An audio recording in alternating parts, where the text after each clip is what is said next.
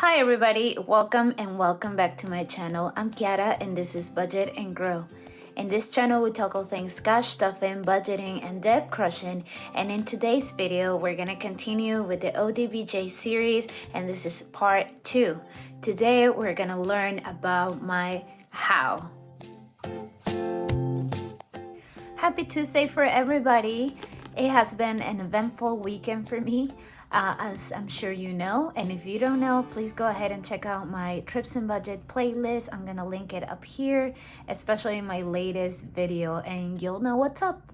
However, today I am still here in New York City enjoying the full-on fall that is going on here in New York. I'm thoroughly enjoying it, and I'm ready to tell you how I started budgeting.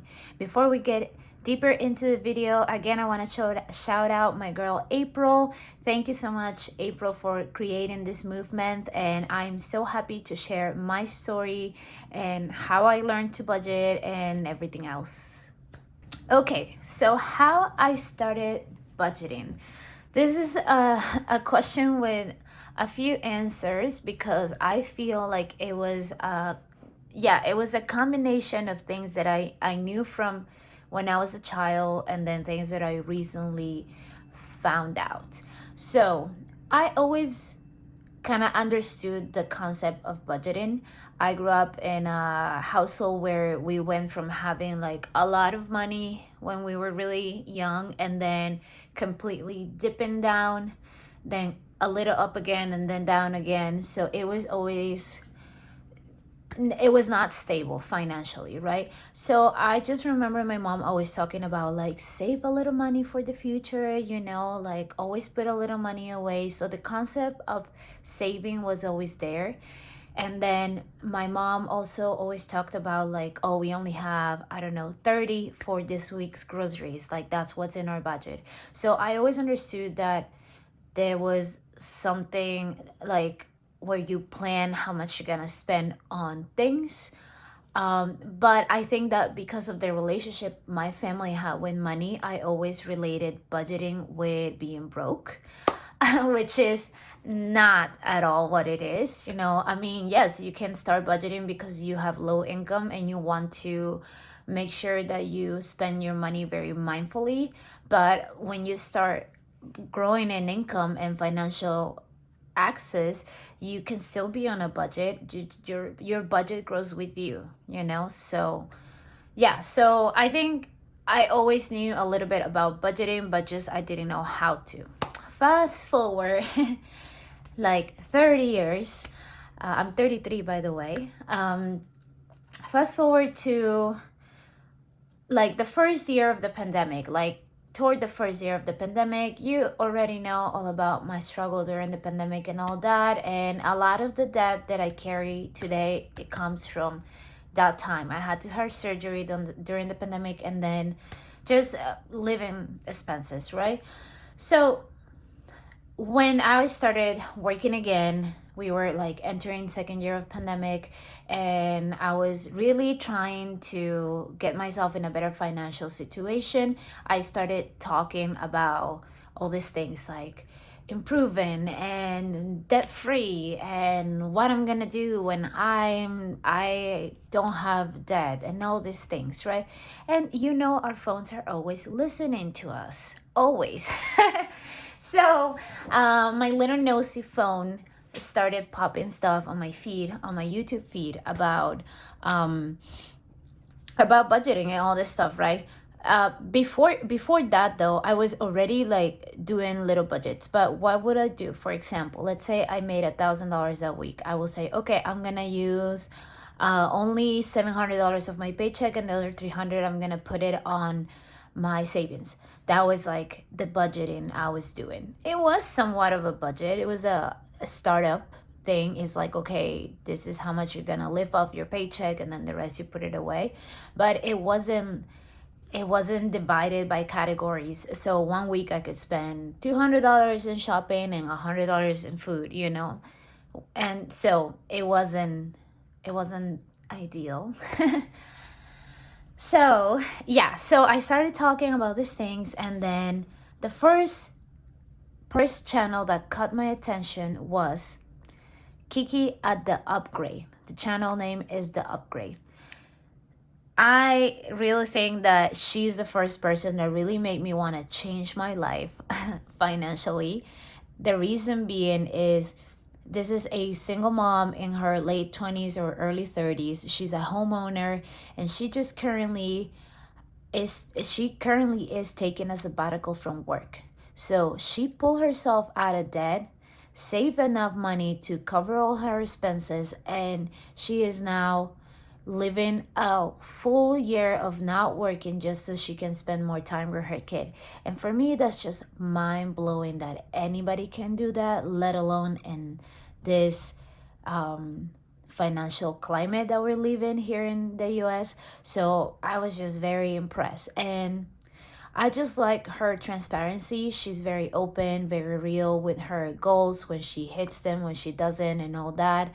And I just appreciated her message. I think her message was mainly like the American dream looks very different for people, and we are made to build to think. I mean, as like everybody, like outside the US, and I think in the US too, because now that I know so many more stories, I can tell that, it's this whole line of success, right? Like you do good at school, then you move to the next school, then you get your post grad and all this, and then you get a good job, and then you get married, and then you like buy a house and all this and all that, and then you're successful, right? And that's not the journey for everybody, who are we to say what success looks to you, right? You can be successful not going to college. You can be successful not having the perfect job, just a job that enables you to, I don't know, travel or invest in your own businesses and whatnot, right? So yeah, that was kind of the thing that really drew me to her. And she talked about like budgeting and saving money for the future. So like if you wanted to take a sabbatical as well, you have to plan, like get some like bills paid in advance if you like to, and all that kind of stuff. So I still follow her. I love her message. I love her channel. And yeah, she's the first one that really got me into thinking about like, ooh, I need to start budgeting my money so I can then do other stuff in the future, The next person is Personal Finance with Layla, Deb over it. And she is a younger YouTuber. She, I think, just turned 29, and she was saving. Technically, she's still saving to pay off her student debt, but I'm very happy that she is gonna be getting the student debt forgiveness, hopefully. So she'll be debt free probably by the end of this year, and I'm just happy that she's getting it because she has been working towards this for a long time. And I really like the perspective of a younger person that is really trying to make a better life for herself. She seems like she's got a good career and a comfortable life, right? Except for the fact that she's got this 30,000 some like student debt. So I'm excited to see what the next chapter is gonna look for her. And she is the first YouTuber that I saw that had actual budgets on an Excel spreadsheet. So I was able to visually see how to budget on Excel and all that. And like she had broken down like makeup or household and bills and all that, So she had it all listed, and she does updates every month. She reviews her months and her spendings and all that, investments. So yeah, so that was the first person that gave me like a visual of how to budget. The next person, I love her channel. This is Justine at Debt Free Millennials. And of course, everything about that name caught my attention because I am a millennial and I want to be debt free. So yeah, so her channel was really interesting for me to watch because it was like watching somebody that's crossed that line already, right? So she doesn't have any debt. She's married, has a beautiful little girl, lives in the California area, and now she's working toward home ownership, which I really hope is gonna happen for her soon. So it was like, whoa, like she's like in her early 30s and debt free, and she's got this baby and a husband. Like, oh my God, like I want that, right? Very motivational. And also, she puts out amazing resources and information about investments for kids. She just released a book about investments for kids, consulting and all that, and just puts a lot of very useful information. Like, I feel like that's the channel I'm gonna be watching once I'm debt free, to see like what's next. And I have to really thank her, like directly thank Justine, because she directly told me in the comment section. I commented from my personal account, so I don't know if she can link us together with this channel, but she told me to well, I was asking her about savings accounts. This is when I started like wanting to put something in high yields accounts, and I had no idea what that was. And she advised me to open my Capital One account, and I did it. And I did it because she told me to. Realistically, she told me to do it, and I did it. And now I'm so happy that I have it. I've been slowly but surely growing a little bit on interest on some savings. So very happy for that. And thank you, Justine. And finally, the missing piece from the YouTube world, which I'm sure so many people is gonna talk about on this channel, is the budget mom. Of course, the budget mom. She was just like the missing piece to my puzzle of budgeting. At this point, I had like, oh my God, I want to be like Kiki and take a sabbatical from work. I want to be like Layla, have all my stuff put together and broken down. And then I also want to be like Justine and just like start talking about investments and home ownership and all of that, right? So the part I was missing is like, how am I really gonna execute this? How am I gonna start really like moving around my money? And that's when I found the budget mom. She does the cash envelope system, and that was the last piece of visual that I needed to really understand how to do my budget. I really like when she's playing the like bare bone budgets, like things that you really need to have, like roof over your head to survive. Like if everything else fails, you need these things to be able to push through for another month, another week, right? So I like that. And then she talked about like your wants and your needs, and about just breaking down your money, keeping track of your money and all of that. I remember her saying that she tracks her spending every single day, and I was thinking, she's crazy. She is crazy. Like, that's awesome. I love the system, but I'm not going to be doing that. I'm probably going to do it once a week and whatnot. And fast forward to today, I love tracking my spending every day. So I'm happy that I gave it a chance, even though I was thinking that it was kind of like, it was a lot, it was a lot. Like I've been a swiper for as long as I can remember. And when you swipe, you don't need to think about it. You just swipe, and then you just think about it when it's time to pay, right? But when you're actually like tracking stuff and using cash, you really think about what you're paying, right? What you're spending. And sometimes it can be a lot. When you're just starting on this budgeting journey, I'm sure that 80% of the people starting a budgeting journey is because they don't really have, previous to that, a lot of control over their spending. So you're entering this world and it's like, whoa, like, okay, this is a lot, and then you start slow down and just understanding better your finances, and it becomes a habit, right?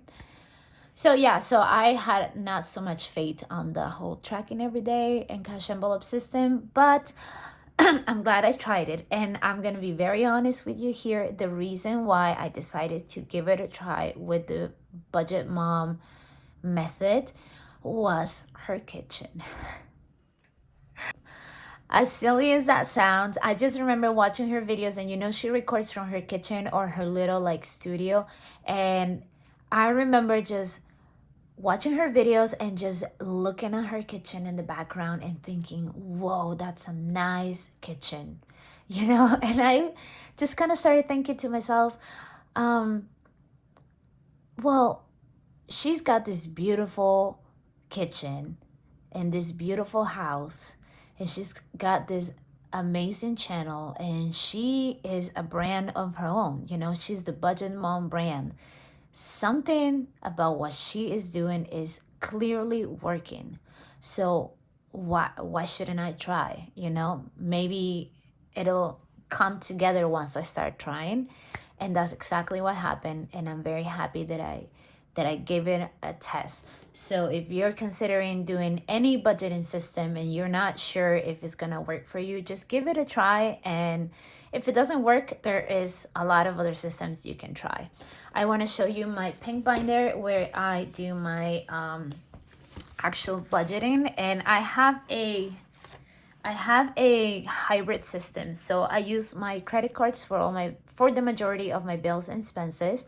I do, however, have a monthly budget, and I stuff money on my envelopes every week until I reach my monthly budget. I track all of my transactions, and then at the end of the month, I pull the money from these envelopes and I pay back my credit cards. That is so I can take a little bit of advantage of my credit card rewards and points. And yeah, and that's how I do my budgeting. That's how I started budgeting, and I'm so glad that I did. I'm so glad that I venture into doing this, and I put trust in the process, and now I feel like I'm getting into a rhythm with my budgeting. I feel like I'm still like tweaking things here and there and accepting that budgeting is not like just one method. Like one month maybe you need to buy shampoo, so your household or your personal care budget is going to be higher than the next month, and that is okay, because life is not just one simple thing, one formula. That would be so boring, right? So just as much as life changes, your budgets can change and fluctuate. And yeah, and that's what I have for you today. Thank you so much for joining me on this video. Thank you so much for all of the budgeters on this series. It's amazing to hear all of your stories. Some of them are so compelling, some of them are so relatable. There's everything for everybody on this series, and I'm so happy to be a part of it. Thank you so much for your time, and I will see you on the next one. Bye bye.